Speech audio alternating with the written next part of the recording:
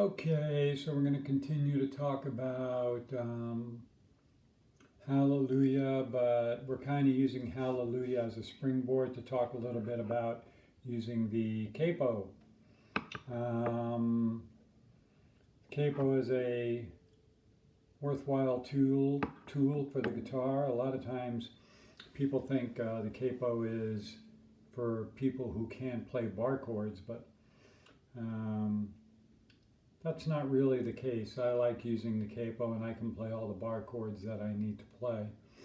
The Capo kind of gives you the opportunity to get a unique sound or make a particular song more easily played in a particular key, and yet maintain a certain amount of open string vibration, because normally when you're using the Capo, you're using it based on one of your first position forms. You're usually moving up either a C chord or a G chord or a D chord or an A chord or an E chord. So those are the chords that are normally capoed off of: C, D, E, G, and A. Because those chords have a certain amount of open strings. C chord has two, D chord has a couple, the G chord has a few. So you can maintain a little bit of that open string sound when you use the Capo rather than using a bar chord. So you can take, for example, you can take your E chord, and if you wanted to take a song that used the E chord, now yes, you can certainly just move that E chord up to G using the bar chord. Or you could take the Capo and put it there on the 3rd fret and then just play your E chord.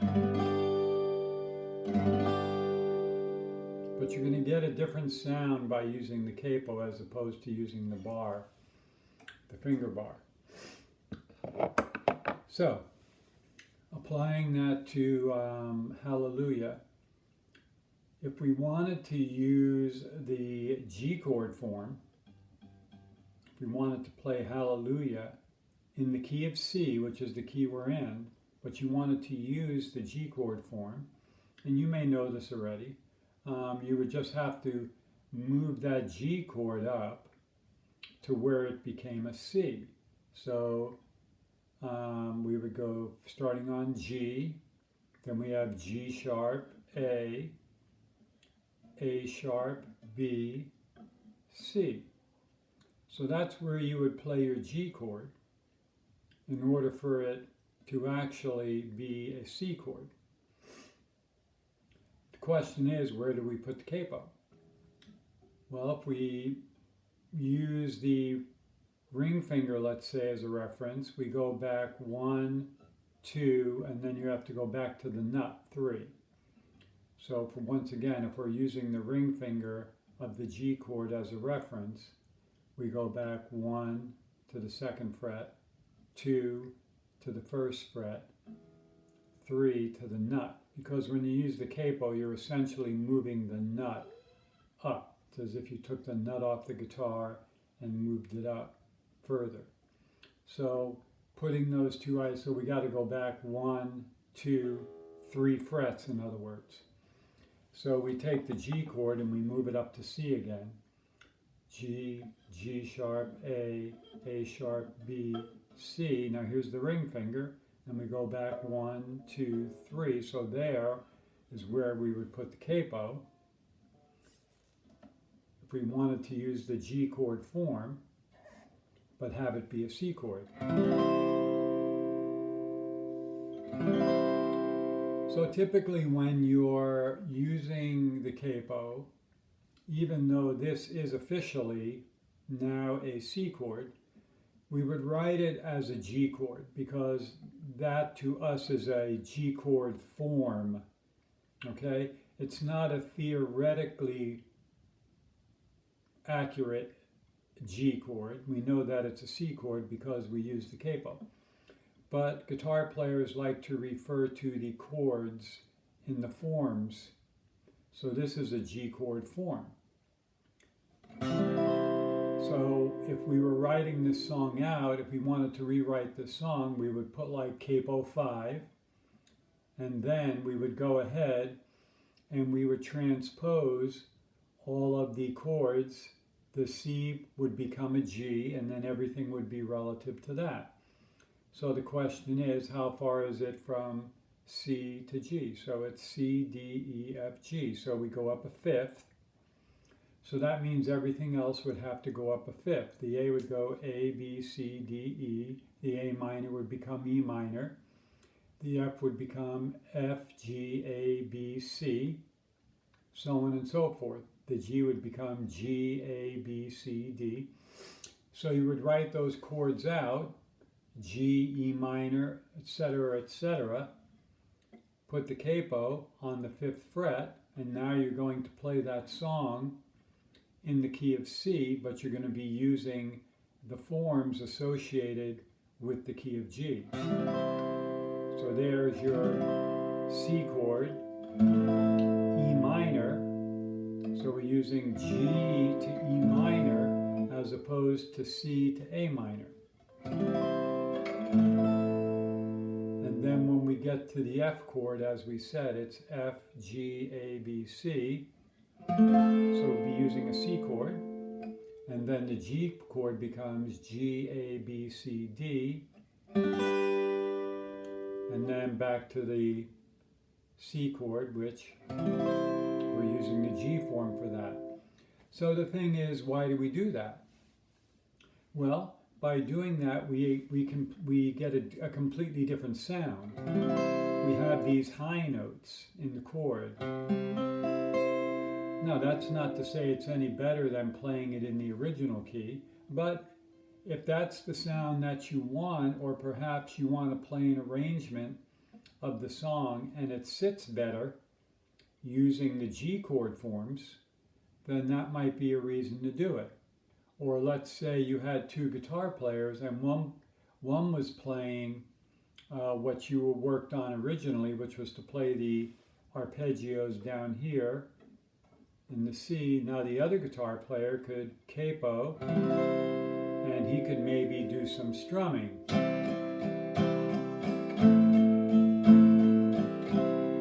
And he's going to be adding these higher notes into his chords, so you're going to get a nice mix. You're going to get a nice variety, rather than both guitar players just sitting down here playing the C chord and playing the exact same thing.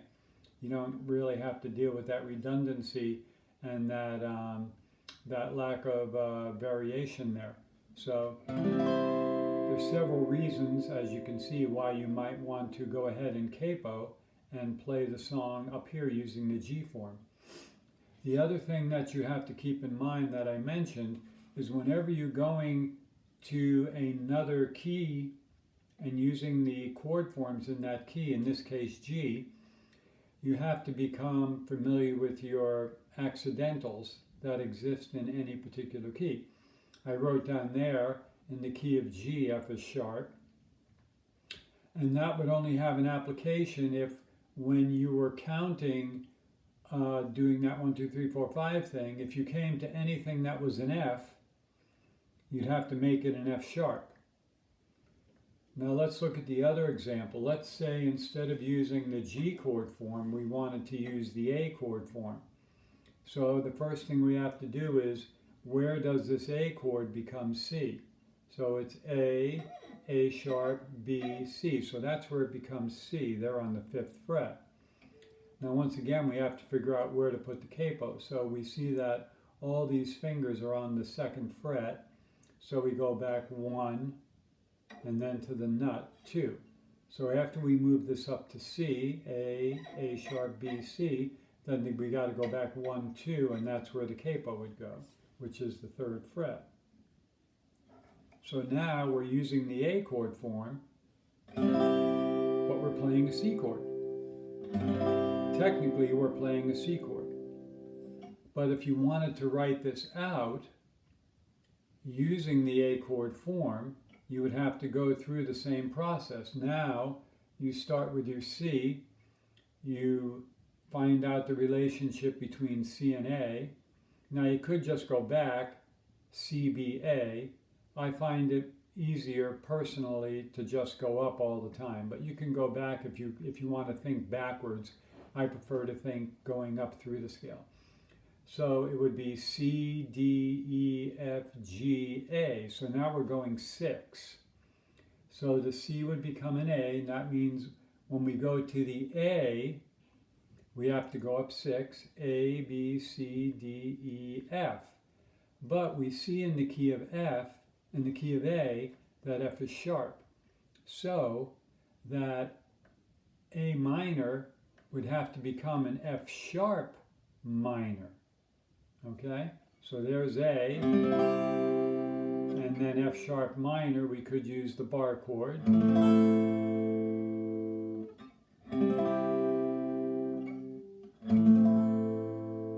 Now when we get to the F chord, we go up 6, F, G, A, B, C, D, so the F becomes a D, G, G, A, B, C, D, E, the G becomes an E, and then back to the A. Okay, so if we wanted to play this in the key of C, but use the A chord form,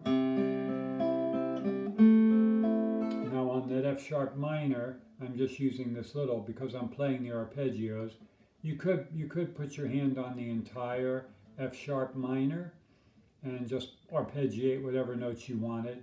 But because I'm going to just arpeggiate these upper strings, I'm not going to bother with the entire bar chord. I'm just going to play this much. Then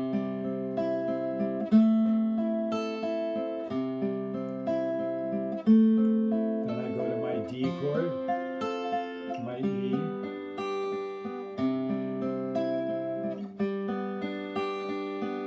once again, if you're playing that 1, 2, 3, 4, 5, 6, as long as your hand is on the chord, you can play whatever notes out of that chord you want. You can play all on the inner 4.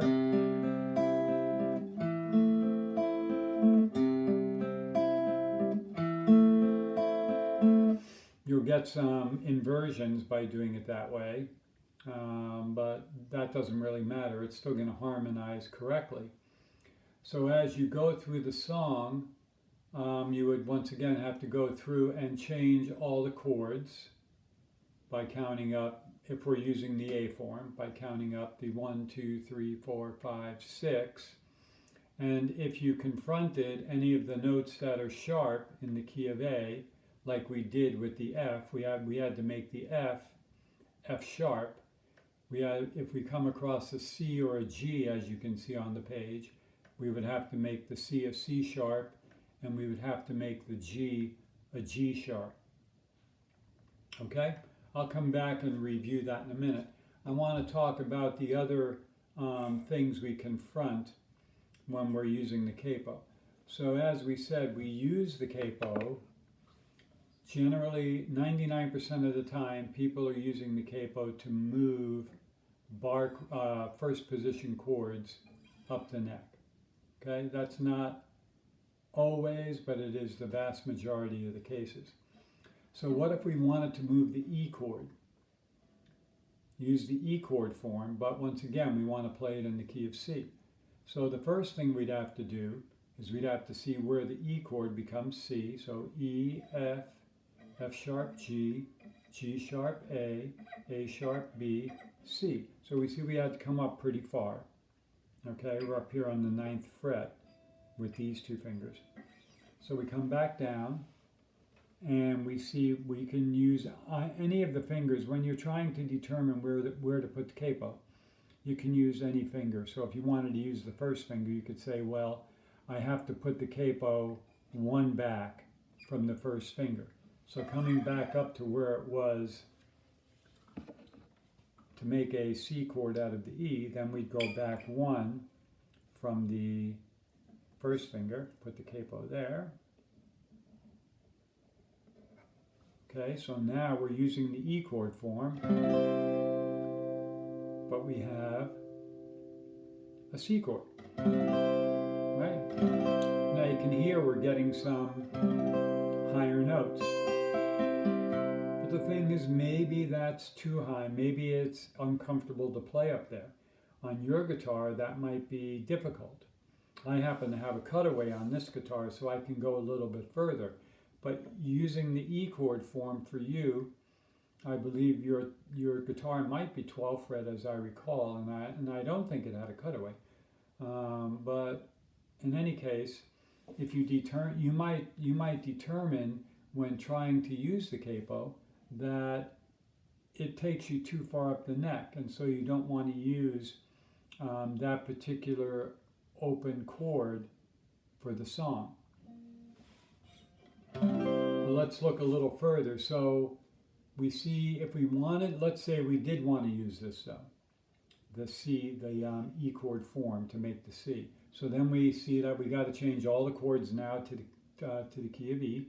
So we go, how far do we have to go? C, D, E. So we got to go up 3. So that means the A is A, B, C. But if we look at the key of E, the key of E has 4 sharps, and one of them happens to be C. So the C, when we go A, B, C, would have to become a C sharp. So we'd have to go from E to C sharp. And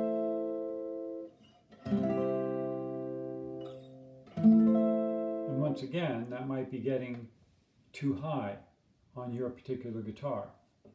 On my guitar, I can do it. Okay? Now the only other open chord form we haven't discussed is D. Let's say we wanted to move the D chord up to where it becomes C. So we got to go D, D sharp, E, F, F sharp, G, G sharp, A sharp, B, C. So we're coming way up there. Okay?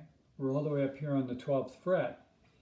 And then the capo would go, we're going to use our first finger, 1, 2. So then the capo would go 2 back from that, which puts it here. It's almost hard to put the capo on up there. And then we play our D chord, but now it's a C chord. Okay, now we're getting into some really high notes.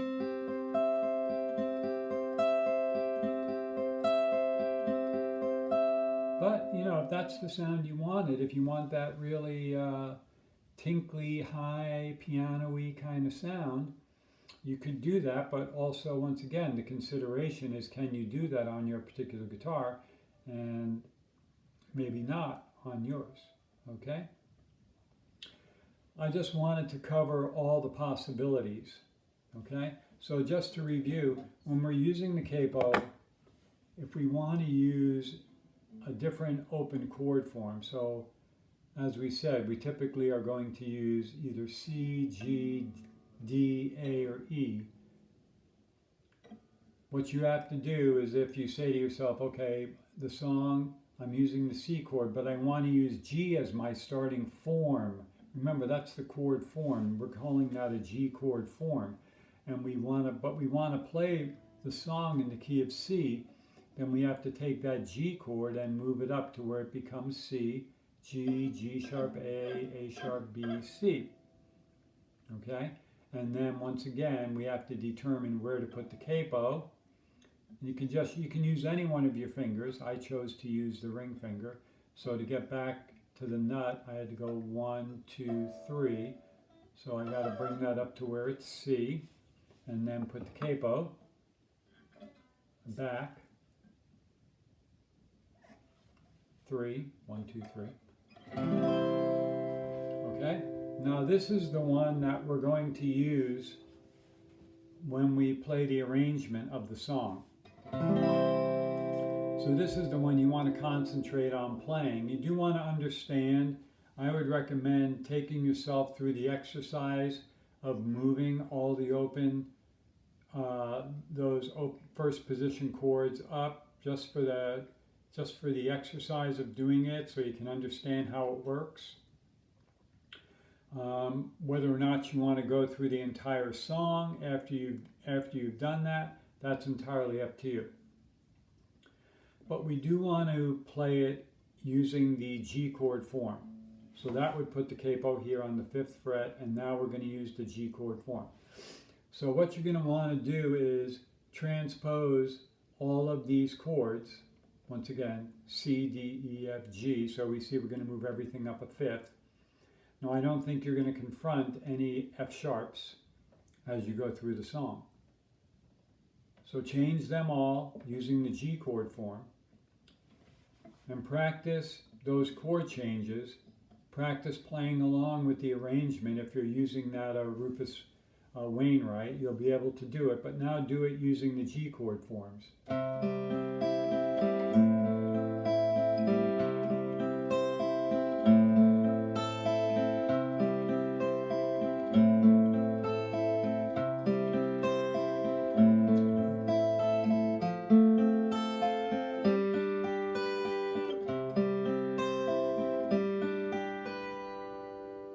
Okay, so what I'm going to do is I'm going to go ahead and do a play along using the G chord forms.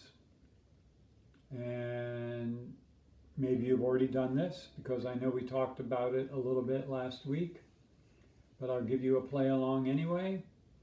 So I'm going to count it in, and once again, I'm playing it in the key of C, but I'm using the G chord form. So if I was going to write this out, I'd be writing G, E minor, so on and so forth, changing everything accordingly. So here we go. Here's your play along in the key of C, but using the G chord form. 1, 2, 1, 2, 3, 4, 5, 6.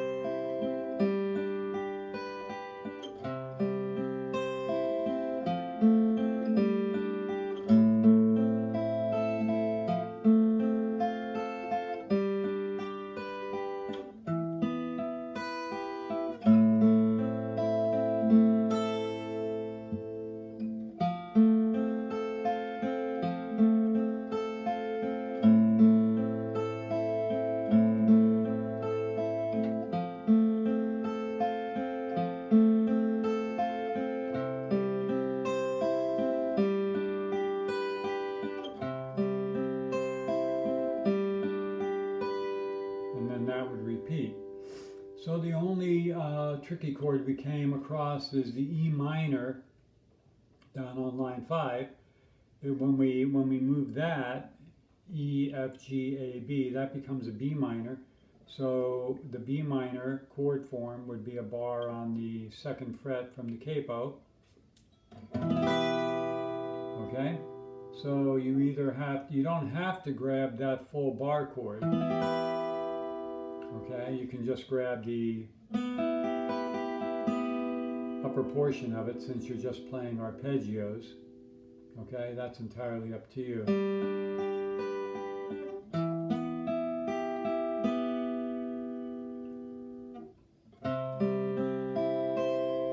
Now, you may have heard me, since we were playing further up the neck, I went out of my way to try to play some of the upper strings in order to, capture that sound. I figure since I'm up here, why not try to play the high E string in my arpeggio. So I was going up 3, but on my way down I came all the way up to the high E. So I have my 1, 2, 3, and then I went all the way up 4, 5, 6. 1, 2, 3, 4, 5, 6. 1, 2, 3, 4, 5, 6.